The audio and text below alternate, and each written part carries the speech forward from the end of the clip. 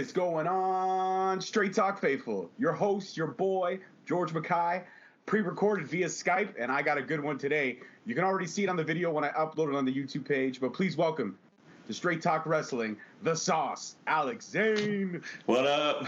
How we doing? I'm doing good, man. I'm doing good. We are in the midst of this kind of COVID-19 thing. Right. So the one good thing about being a podcaster is that this has opened up an opportunity to get a hold of a lot of people. Yeah, normally couldn't. Now, right? Yeah, so I'm kind of blessed with that, and thank you for taking the time out today. I know things are, everybody's going crazy right now in the world. There's, nobody knows what tomorrow's going to bring, but wild, you sit down with me for 45 minutes, that means the world. I can't say enough about that. No problem. Thanks for having me on. I appreciate it. Thank you for everyone who's watching. Appreciate it. And I'm ready to be on the other side of this, like most of us are, I think. You know what, man? The one thing I miss the most is shows. I miss going to indie wrestling shows. I miss going to the big organization shows. First time I actually saw you was Thanksgiving weekend. You were up here in Canada, Mississauga, at Destiny, and you wrestled one of my good friends and a former guest of mine, Aiden Prince. The man. And that was the first time I really got to see you. And then beyond that, I had my little daughter with me at the time, so we couldn't get a chance to stay and meet you after the show, so we kind of had to boogie home. Right. But, man, I did my research, and I was like, okay, you know what? He's got a huge following. He's known. And then before you know it, boom, what happens? February. You drop on one of my favorite promotions, ROH. And I'm sitting there, I'm going, okay, not only now have I seen this guy intimately and in person, now he's in ROH. He's mixing with one of my former guests. I got guests from ROH like PCO. I interviewed him. He's a fantastic talent. But what I loved about that match the most is who you were going against. I've been a Bandito fan for a minute. And he is the man. That match, all I did was this. Bandito it was outrageous. And he is strong as hell. It's crazy.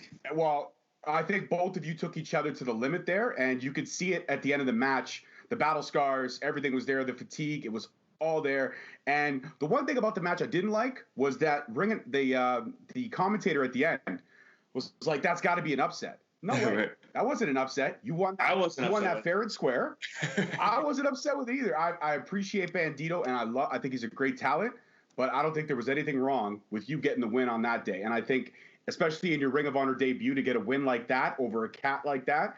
That just solidifies how much ROH believes in you. Right. And Bandito being the pro that he is, helped me a lot because the night before that, I had ripped my toenail off, and I was also battling some sort of flu type of gimmick. So that was a tough one all around. But shout out to him because he's killer in every way. And being an ROH debut, right? You're full of nerves and everything, right? So it was a crazy, crazy night, and I definitely didn't expect it to go the way that it did, but here we are. Here we are, and you know what? The great thing about that match was, if there was a lot of people, you're already a viral sensation from that insane. We know the clip I'm talking about, the 630 through the door, onto your opponent in that match. I still watch that clip. I watched that clip. When you were coming to Destiny, that's how I discovered you. I was like, nice, I gotta check this guy out. And then, oh my God. And I saw the 630. I was just I shared it. I was like, if anybody hasn't seen a 630 onto a door, Merry Christmas. There you go. And you know what? It was crazy because that clip just blew up. Yeah. Blew up, got so many hits. And then I think that kind of helped springboard you. I mean, everybody in this day and age, everybody's goal is to go viral. I don't think your intention was to go viral. I think your intention was just to show off your skills. And a 630 onto a doorway, I don't know how you two walked out of that match, you and your opponent, because when you watch the video in slow motion, when you hit that last turn, it looks like your lower back clips the back of the door. Am I wrong in that? Oh, yeah. There's no doubt. Yeah, I mean, that's just one of those things kind of comes with the territory. You just if you're throwing it through the door, you're gonna eat some door for sure. And we're both gonna eat some door. Yeah, no doubt. So is the 630 a regular thing for you now? I mean, I've watched a few matches. I didn't see you drop it at Destiny.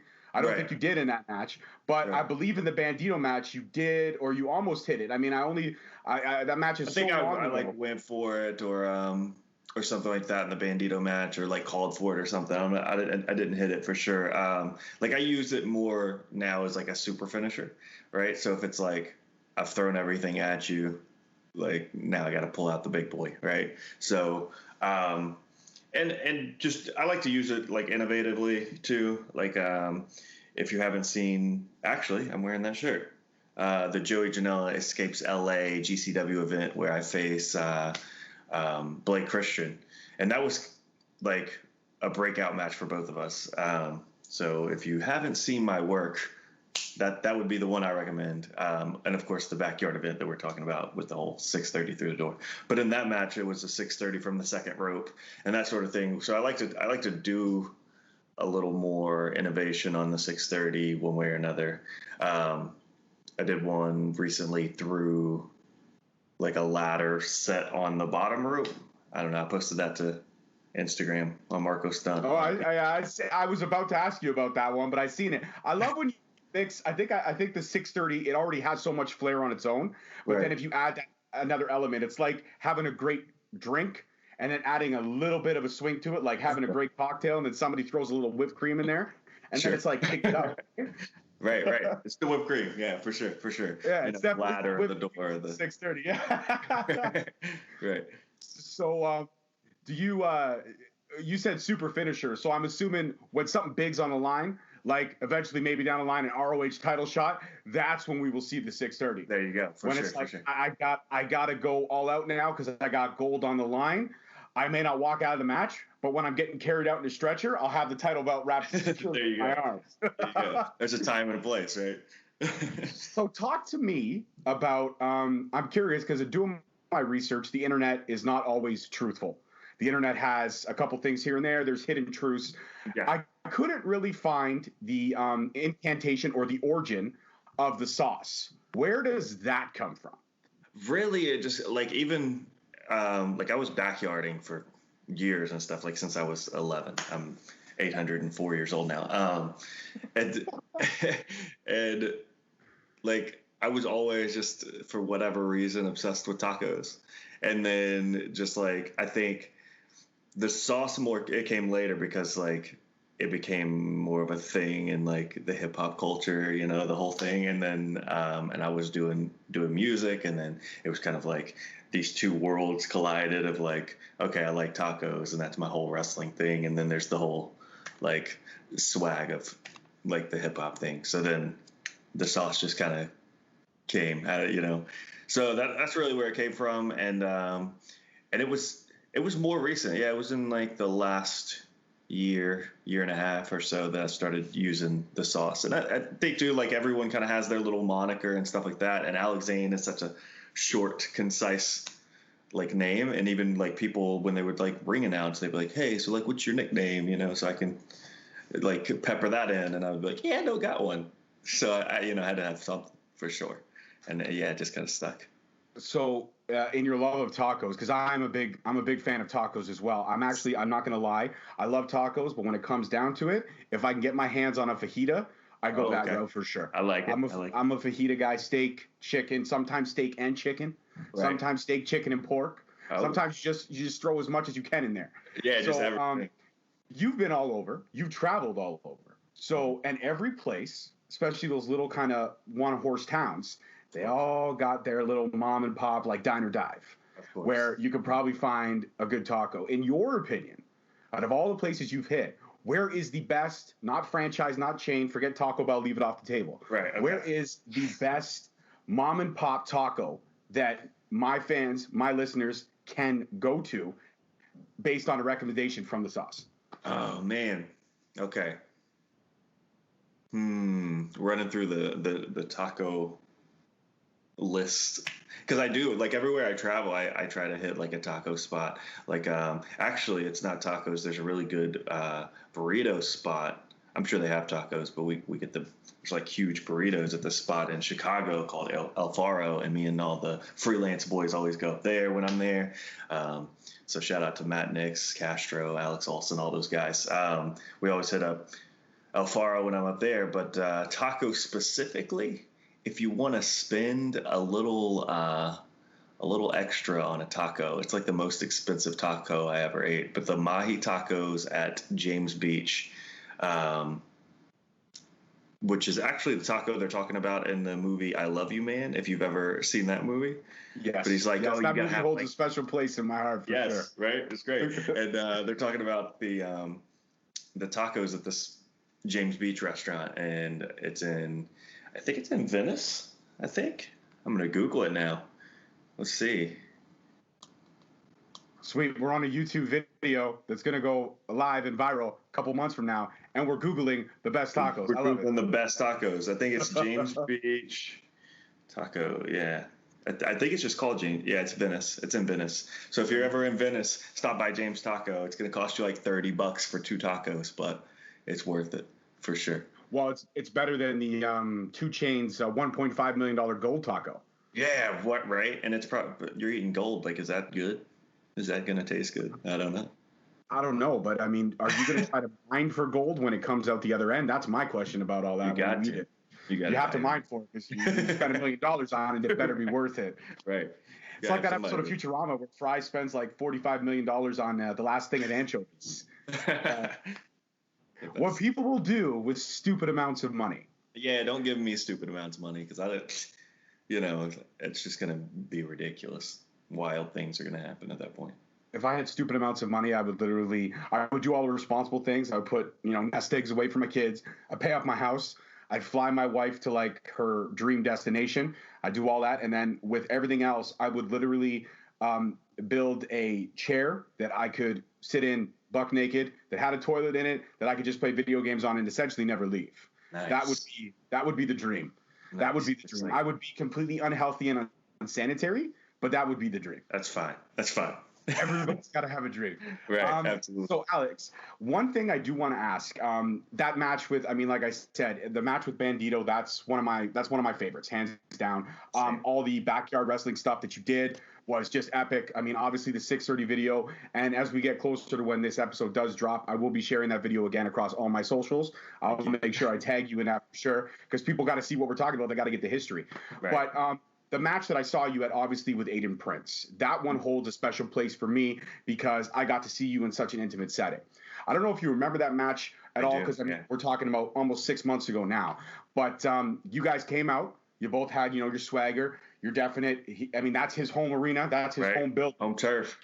You're coming in as a relative unknown to the Destiny universe. Definitely. So you walk in, and the first thing I remember you guys doing is a little smile, a little snicker, a push, middle finger, and then we just exchanged blows. Right. And then there was just an artistic storytelling, because both of you are high flyers, both of you are high risk, high reward, but also sometimes high risk and not so much high reward, as we saw in that match.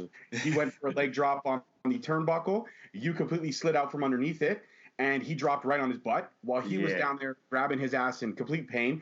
You came up and flipped him over onto the side rail of the ring. So nothing but pain and punishment. A door was brought out, but never used. It was kind of laid there. We worked on it, but it never really got used to full. I know we used we did a table on the outside, very similar to the 630, but it was a spiral tap over through the table on him. So he got to taste a little bit. He got to taste a lot that night. But the one thing about that match that stands out to me was, you're obviously, when you're a high flyer like you are yourself, people recognize that and they remember that. But what I think impressed me the most about that match was your striking ability and your speed. Thank you. Aiden Prince, I know Aiden Prince very well. He's got a lot of speed, but you kept up with him. And at some points, if this was a race, you would have actually lapped him a few times, because your speed these long dancer's legs I got. Long. But your speed and all that stuff, I think it's an underwhelming tool that I don't really, you get to utilize it so much, but I think it's one of the strongest points in your arsenal. Would you agree with that? Yeah, definitely. I think it's a little less expected too from me as far as opponents go, because I'm taller or whatever, so they don't expect it, right? So then I get to kind of surprise them with it. I don't show it right off the bat, right? And it'll sneak up on you. like a sleeper, so to speak, if you're familiar with that term in the racing community, right? It's like, oh, it doesn't look that fast, and then yeah, I'll be right It's there like with a you. guy showing up at a racetrack with a Dodge Shadow and blowing Right. out the guy with the Corvette because he's got 350 Hemi underneath the engine. Exactly, right. The sleeper. So That was my yeah, first car, actually, was a Dodge Shadow. I drove that thing into the ground, but it was pretty awesome. It was nice, pretty nice. awesome. Right until the wheels come off, right? Yeah. That's great. Um, Well, yeah. I can only fill the gas tank halfway, too, because if I did, it would leak out. So, oh wow. yeah. Yeah, this thing was a death trap on wheels. That's This is what happens when you buy 500. When you pay $500 for a car, you get what you get. We all have our $500 cars. Actually, I'm restoring a car I spent $500 on. Well, it was actually $450 a couple years back. So I'm restoring that. It's a '78 Cadillac hearse. So that's in the works. Nice. Yeah. You're gonna have to send me some pictures of that. I will. Yeah, absolutely. But yeah, with the Aiden Prince match, it had some history to it actually, because we both came up on the same backyard forums. Alexa, stop! Sorry about that. But we both came up on the same backyard forums, so we were well familiar with each other, and it was just so cool to finally get to meet each other and get to wrestle each other. There's so much of that on the indie scene, because obviously so many of us went on to pursue professional wrestling, and then just to see your brothers from when you were, I don't know, 15 years old, posting videos on the internet and just kind of critiquing each other and whatever, calling each other idiots online. And then, here we are having just crazy matches all over the world at this point. It's awesome. So. It is. It absolutely is fantastic when you can see your brothers in arms come up together. And that's what I think a lot of people don't understand about the wrestling community. It is a very big community, but it's also very tight-knit. Everybody knows everybody. Reputations count. How you stand out with one another in the ring, how you tell a story. You could be the best wrestler in the world. You could be one of the top ones of all time. But if you have a shitty attitude, you're not going to get the bookings. You're not going to get the representation, and people aren't going to get to know you. And that's one thing I don't ever hear about you and about Aiden. Everybody who says that they work with you guys, all the research I've done, people I've asked, have all said the same thing, very similar. I think your storyline of walking both paths, I'm just reiterating because the connection is up and down right now because Skype. Right. You got to find everyone's got to find a better thing than Skype. There has to be something. If there's any nerd out there watching this show, please find something better than Skype. I know people have been doing what's it called, Zoom or something like that recently. I've done a few of those. I also heard that the Russians get a backdoor into your computer. So I don't know. It's all scary. It's all scary. You got to watch it, man. Can't be too safe. Yeah, exactly. We all know what the Russians did with Facebook. That's why I try to stay off it as much as possible. Thanks a lot, Facebook. You've ruined everything. But in terms of being a wrestler in this day and age, like you've been wrestling since 2005, so you're not new to this business. You've been wrestling around we're going on 15 years. Congratulations on 15 years, by the way. Staying healthy, staying strong. But in terms of being a wrestler in 2005 when you started, to let's say 2012 when social media kind of became the norm. Because in 2005, the internet was there, but it wasn't as existent as it is now. Sure. YouTube was there. All these things were just started, but they weren't really where they are now. So in terms of my question being, from when you were started to where you are now, do you think that social media has helped get your name out there further than it might have had it not been around? Oh, no doubt. And I think there's a couple of different schools of thought on that, really. But like, it was different for me because like when I first started in 2005, I was in and out. After that, like probably 2008-ish, maybe I kind of had a falling out with wrestling, so to speak. Just kind of burnt myself out, whatever. And because the local scene was just, ugh. And it was hard to do anything. And then like, it wasn't that I even caught a bad rep in the local scene. It was like the old heads didn't like my style, so then they didn't want to book me. And it's like, okay, well, the old heads in the local scene are who's booking the local scene, because the only people in the local scene who are running anything are wrestlers really trying to get themselves over a lot of times. And I mean, not now, but at the time. And so it was like fighting to even like secure bookings. Like the bookings were there, but it was like they weren't good, or they were like, all right, but don't do this and don't do that, that sort of thing. And I'm like, you gotta let me do what I came to do. You know, you can't just stifle me, whatever. So, yeah, I kind of stepped out of it because it was so much different then, and there wasn't as much. It was harder to be in touch with like other companies, of course, because social media wasn't as prevalent and stuff. So it was harder to get your name out and stuff like that. Then I dabbled again in like 2013 or so, and social media was there, but it wasn't nearly as strong, and I wasn't really pushing either. And then I guess I reemerged after that again in like 2016 under a mask for like 5 or 10 matches, and then got out of the mask because I couldn't breathe in the damn thing, and I was like, no, I'm good. And that's because I was doing the music, and for whatever reason in my head, I wanted to keep the music and the wrestling separate. So I was like, I'm going to do a masked thing and then keep the music separate because, of course, I still had the itch, still wanted to wrestle.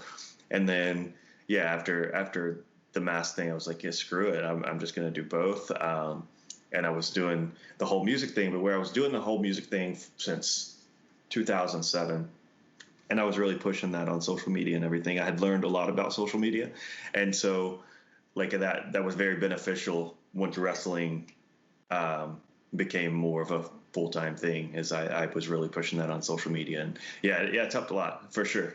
I mean, I went to Japan off social media, literally off that viral clip, and just all of my bookings pretty much come off social media because like someone sees the clip or someone sees whatever they see, right?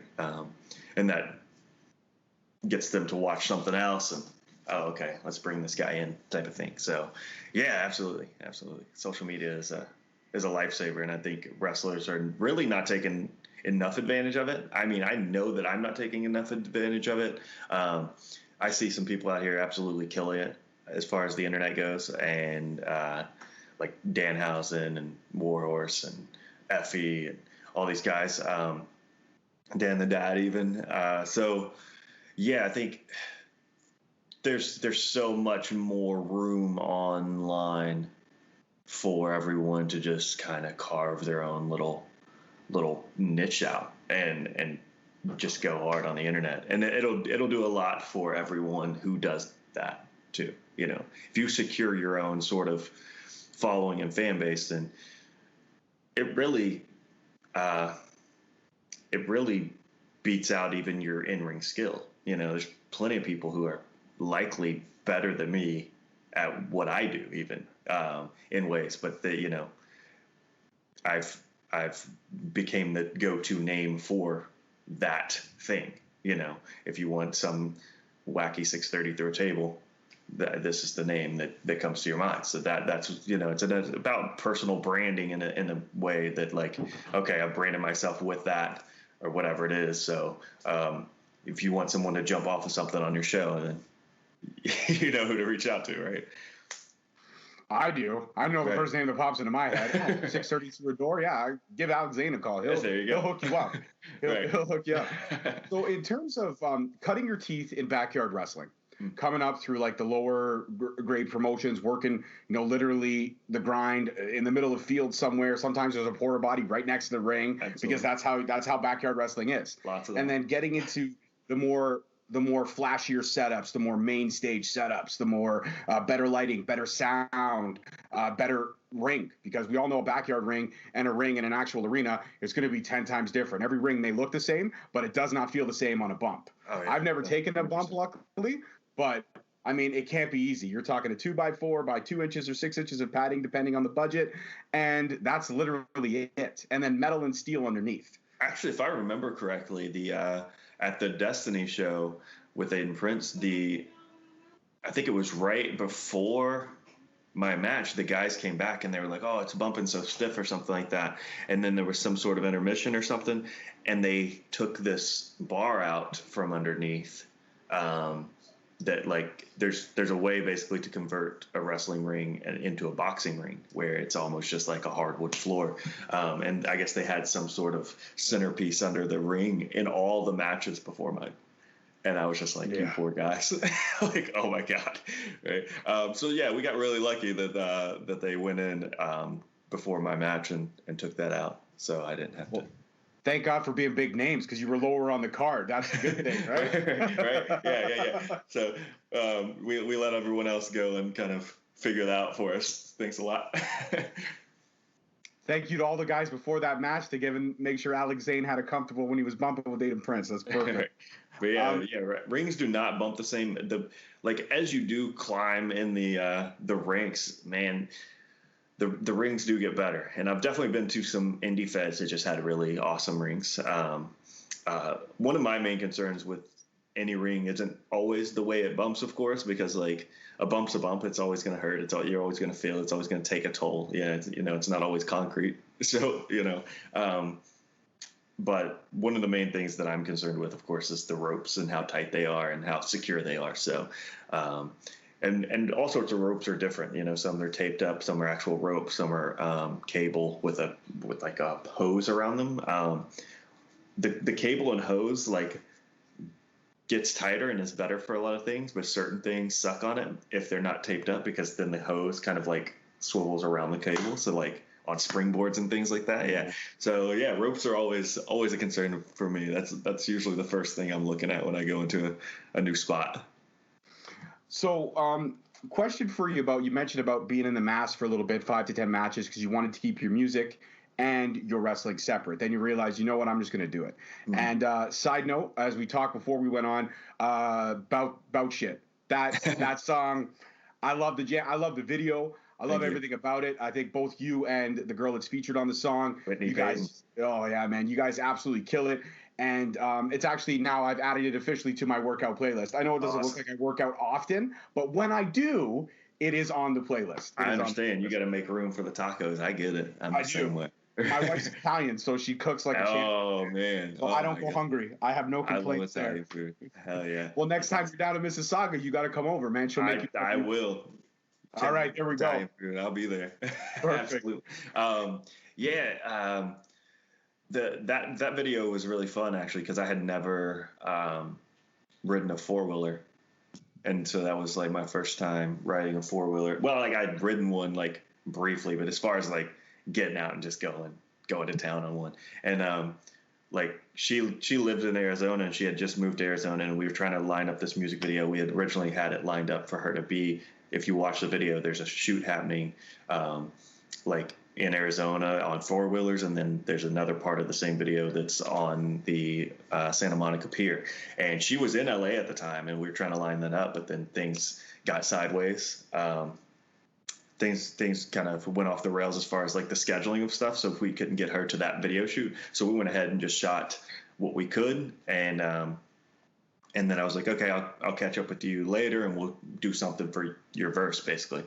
And so I flew out, me and my camera guy and my beat maker and stuff. I flew us all out to Arizona, and then we shot another music video, which is still unreleased, and then we shot the Bout Shit video with her, and I was just I'm just going to, we were trying to figure out what to do, and I was I'm just going to rent a couple four-wheelers, and we're just going to hit the desert, and that's what we did. And it was awesome, too, because I'd never been far enough south in the desert land to see those giant cactus, these guys. See, you wouldn't know that was actually outside.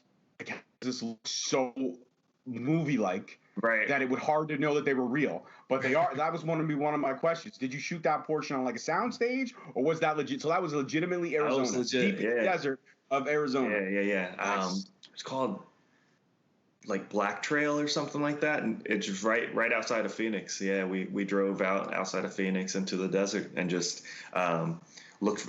There's trails everywhere. If you've ever been through New Mexico and Arizona and stuff, I guess just because it's the desert, people are just make it a trail, right? There's just trails everywhere. But we asked, actually, when we picked up the four-wheelers, I was I need something that's not going to be too busy, because some of the trails get obviously pretty busy, and something that kind of has this vibe to it. And they said, oh, go out here. Yeah. And so I can't remember what it was called, Black something, Black Hawk, Black Trail, Black something. And we went out there, and we were just having a blast. That was awesome. Most of the time was just spent goofing off on four-wheelers, honestly, more than it was shooting the music video. We're just okay, let's run this verse then, now that we've, we were just dirty and stuff. I thought it was going to come through actually on the camera. We were just caked in like that dirt the whole time, but it looked fine.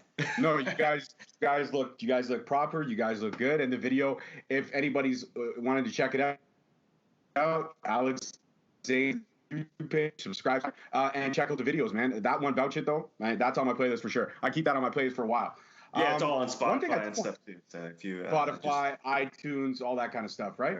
Yeah. All right, so support. If you can't support the man at wrestling shows, support him through his music because he could use a little bit of it right now for sure, as everyone can. Absolutely. So that's what I wanted to actually ask. My next question. Right now, wrestling is stonewalled. You're not going anywhere. You're probably working out, keeping your body bring ready for when everything gets lifted. We are kind of seeing a lot. We're seeing a line at the end of the tunnel because things are starting to open, but there's restrictions. It's probably going to be, as much as it breaks my heart to say this, closer to the end of the year before we get any wrestling shows, and that's just the realistic thing of it. I don't want to be the naysayer. I don't want to be the bearer of bad news, but that's the truth. So in terms of now probably having a creative outlet, you got all this energy you want to get out. Are you working on some new stuff? Have you been in the studio? Have you been working on some new stuff? I've been definitely working on some new stuff. I have a lot of stuff that was like recorded. Wrestling really picked up, and music kind of took a backseat for a little bit. And this has been a good time to kind of revisit a lot of that. I have 2 music videos that are already recorded where they're being edited, and they'll be put out just kind of when I see the best timing, because they're got a lot of stuff, moving parts, but. And I have so many songs that were recorded, not music videos or anything, but just songs that were recorded that I've been going through more recently, and just like almost came to the realization that I had so many songs unreleased, and then I have so many songs still then written and not even recorded yet that I'm just like, wow, okay. So I think there's probably 35, 45 songs like pretty much in the chamber. Yeah. So yeah, it's definitely been something that I've been kind of mulling over and talking about, releasing obviously the music videos. There's a lot of time and effort that was already put into these music videos. So I definitely want to get them out there. I really enjoy the songs and stuff too. So I want to get those out there. And then I think the next step with that would be to kind of do a couple releases like that, and then look eventually into some sort of EP type of drop, some sort of solid piece of work. Absolutely, 100%. And I think that the greatest part about any situation where a situation like this kind of happens is that the creative outlet is there, and now you're able to focus on one other passion. So you focus on the music for a little bit, and then when wrestling comes back, you pick up where you left off. Right. In terms of ROH, because they have such an impressive roster, and now you are a part of that roster. In terms of ROH and everything they got cooking, when everything's listed and when all the everything's go, you get the thumbs up from the world and say, boom, this is what's going to happen. Right. What is one dream match from any member of the ROH roster you want to get in on as soon as possible? There's got to be an ROH dream match for you.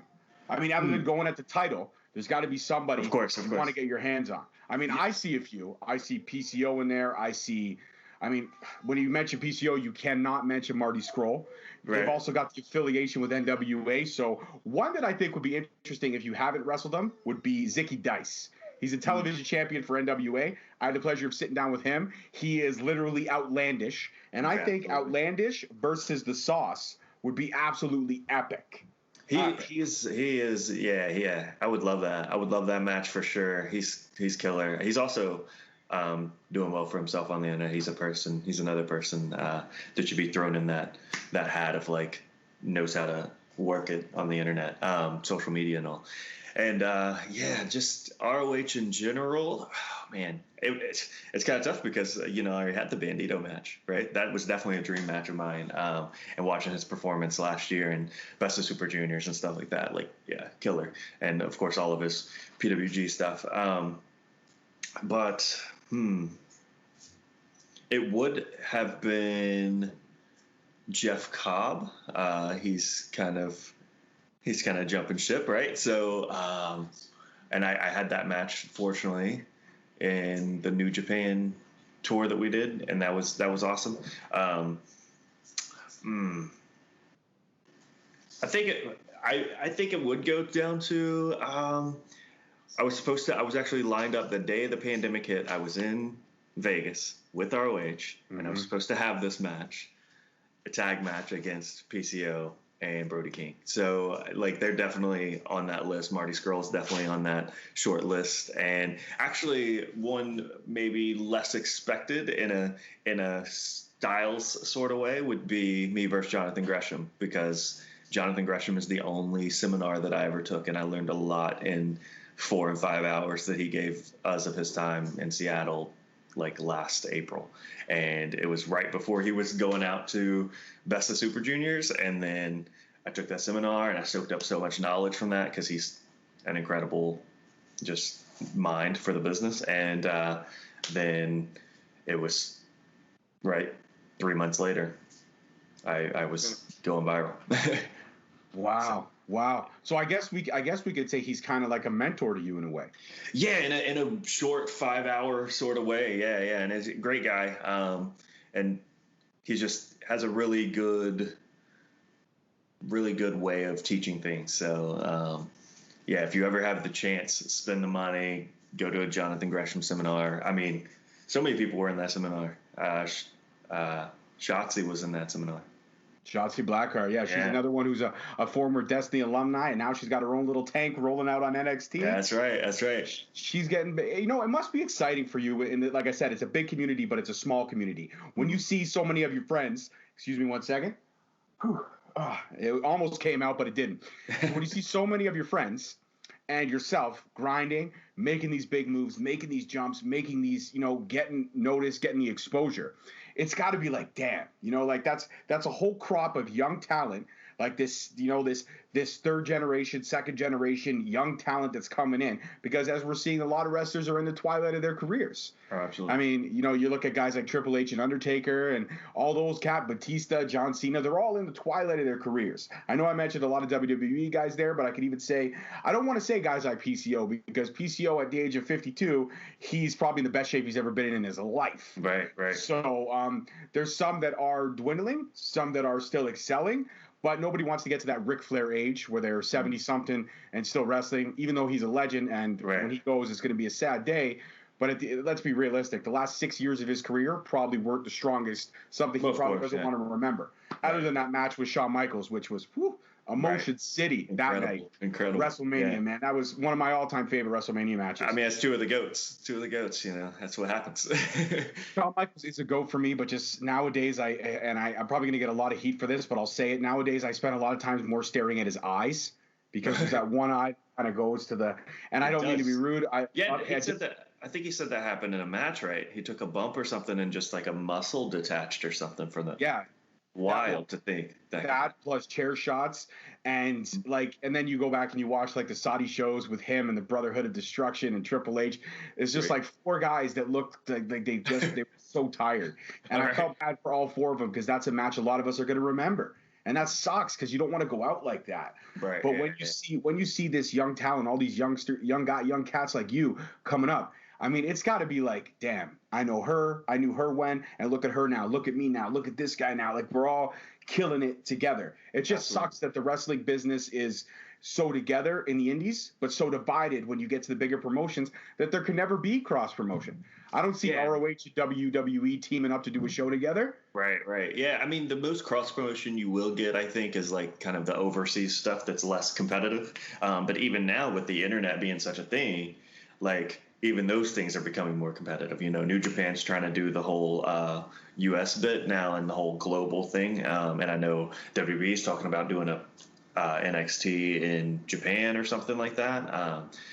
So yeah, it's getting more and more competitive. But it is awesome to see everyone kind of securing their spots, and like that's the thing I like to see too. And I want to see more of it when I talk about social media marketing and all of that. Is you have so many of these awesome talents, and you have so many people that are killing it on social media that, truthfully, whether they're signed or not, they're going to be fine, because they are really carving out this audience just for themselves, and they're collecting it in the right way, and yada yada. Not to get too marketing on everyone, but there's so many people who are so talented that I would love to see do more of that and secure more of their leverage and more of their spot. that way, even if someone did come knocking with a contract and stuff like that, they would have a little more bargaining chip and bargaining power, right? So there's not enough talk about it, I think, in wrestling in general. So there needs to be more of that. I know Danhausen recently talked about doing a seminar or some sort of program online about online marketing and stuff. So if he does that, everyone go jump on that, because everybody needs to be doing more of that. But with everyone, watching around and like, oh, this guy's maybe getting signed or just killing it on the indies and getting these awesome opportunities or whatever. And I've always been like such a huge fan of like people winning, just anybody. Like I could even just not know him, like I could see, like, I don't really know Dan the Dad. I more recently met him, and like, just, I heard his pop at a show that I was on, and I was like, that's awesome. Like, that's awesome. And like immediately, like when I talked to him, I was like, oh, have you thought about this and that and this and that? Just because like it gets my wheels turning too, So always been a huge fan of just anybody winning. Everyone who I'm close with, Blake Christian and stuff like that. Sometimes I'm sure they're just like, shut the hell up, because I'm always trying to like think of stuff and come up with ideas like with them in mind and stuff too, because man, the more of us who win, like, that's what's good for the goose is good for the gander, right? So it kind of sucks too, because like during this whole pandemic thing, you see a lot of people getting released from the bigger companies and stuff, and then that's kind of, they're putting them back in our pond, and spots are limited, really. They're not to be like a, I don't know, negative person, but realistically, there's only so many spots on the card, and there's only so many cards happening. So, yeah, and they're gonna get a lot of the immediate bookings because they came from the Dove, right? Or whatever. They come with a name. They come with a name. Right. Sure. Right. So they're gonna pick them up and stuff and just start putting them on all the cards, and that's not a bad thing. I think that's great, because then people like myself and stuff like that get these opportunities to have great matches with them, and more eyes on us because the eyes are on them from the WB, and so there's a lot of good from that, but at the same time, some people aren't going to make it on that card at all because, right, like their spot was taken, and the budget, there's always a budget to think about, and when you're booking a card, and they eat up a little more budget, and they earned it. So I'm not hating, but they take maybe 2 or 3 guys spots off of that card, because they, instead of spreading it out and paying these 2 or 3 guys, they got to pay this lump sum to this one guy or this one girl, and like you said, rightfully deserved. But absolutely. It cuts. It makes for an interesting climate, and it also makes it. Hopefully, it's making people more aware on the indie scene. Hey, you better work, you better grind. I think it does. I think competition is healthy. But I also think, to touch on what you said, I think inspiration breeds inspiration. If you see somebody inspiring you to do better in one form or facet of your character, like a Danhausen, then you're going to excel at that. And you're going to say, okay, so Danhausen does just these killer videos, and he's freaking hilarious. And I just want to literally buy everything that he sees. I got him hanging on my wall right over there, man. I mean, I met the guy. He's a great dude. Right. And, you want to see him. You want to see everybody succeed and excel. But it's those guys that give that little bit more, take that little bit extra time, they will jump to the forefront. So like you said, you better grind, you better work, and you better hustle, because wrestling doesn't sleep. And if you sleep on wrestling, it's going to pass you. Your opportunities will pass you by. And that's wisdom from Alex Zayne. That's huge. That's huge. wisdom from the sauce. I love it. Alex, this interview took a bit of time to get to, but I'm so jacked and excited that it happened. No, man, it's all good. I understand. We had to reschedule, and then my Skype. My messages weren't like, "Oh, look, he screwed me again." No, I'm not a kid kicking around a rock. If you're going to give me the time, I'm going to work around that, and I appreciate that. And I do want to let you know, I got one more question, and we're going to wrap it up. But I do want to let you know now, you are officially a member of the Straight Talk family. You have my Skype ID. I have yours. So anytime you want to come back on the show. Skype ID, actually. I just registered this Skype ID for this Skype call because my other one was broken. So how dare you, Skype? I'm a big deal. I'm a really big deal. I'm not as big as the sauce, but I'm like the cheese that follows the sauce. Hey, everybody loves cheese. Everybody loves cheese. That's right. So, and also too, if you don't follow me, please follow me on all my socials. Straight Talk Wrestling on Facebook and Instagram, @ Straight Talk at Twitter. And while I'm shouting out my socials that I'm hoping the sauce will follow, the sauce can shout out his socials as well. Of course, I'm everywhere. Alex Zayne, AlexZayne. If it's an @ handle, then it's all one word. I never put spaces or underscores or any of that in there, except for on PS4, because PS4. But yeah, so yeah, if you want to find me anywhere, Alex Zayne, pretty easy to find. Look for the guy probably doing something off of something and making weird faces. And subscribe to the YouTube page so you can see that 630 through the door that we were talking about. Absolutely. That made the sauce blow up. Absolutely. But my last question for you, we touched so much on marketing, we touched so much on everything, and how you cut your teeth pretty much on the backyard wrestling scene. Never really asked about training. I'm not sure if you were, trained before you cut your teeth on the backyard wrestling, or you went into backyard and you just cut your teeth that way. But in terms of advice for a young fan, male or female watching this, wants to get into the business, wants to learn from somebody like yourself, somebody who's, on ROH, somebody who grinded and achieved that plateau, that spot. What would you say to that young fan, boy or girl listening, that might want to get into this business? We already talked about the marketing and all that stuff, but anything from the wrestling side that you would like to impart on that? Oh, man. There's no one route, I took a very unconventional route. I've seen several people do it. I didn't come strictly from backyarding. I did pursue some training, but it was a local small shindy fed that went under literally 4 or 5 matches after I had started with them. So I started training with them around 16. Couldn't debut in Kentucky because athletic commission until I was 18. So I trained for a couple of years under them. I was still backyarding that whole time. Couldn't tell them about it because they were like, backyard wrestling bad. And so I got trained under them, and then I was honing a lot of that skill and using it in the backyard and kind of like really internalizing it, right? And then, like I said, they shut down. I was only 4 or 5 matches into my Indy career in 2005, and they shut down. And then I kind of had to like sink or swim. And at the time it was a lot of bobbing up and down. There was a lot more sinking than it was swimming. And then several years later, here we are. But that came from not undervaluing, one, the power of social media and marketing. It's very important. And then 2,